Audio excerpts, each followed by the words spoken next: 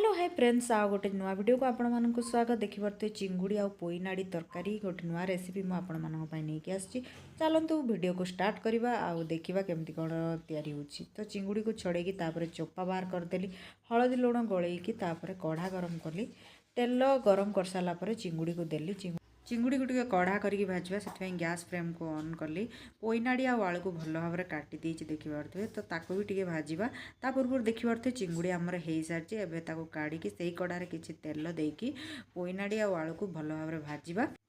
पोईनाड़ी आलू भाजला बेले मन रखिए हलदी आ लुण टिके भल भाव में देकी गोलैवा गोलैकी आम से ढाकुणी दे सीझा तो देखिपे बर्तमान मोर सीझी सारी आठी अदा रसुण पेस्ट भी रेडी आ पियाज भी रेडी हो सारी। तो सही कढ़ई रे तेल देकी पियाज को आम भल भाव में मौलिला पर्यंत भाजवा तापर ये मसला को आड करके भल भाव में कषा कषला भितर आपण मान पाखे जहाँ भी पाउडर मसला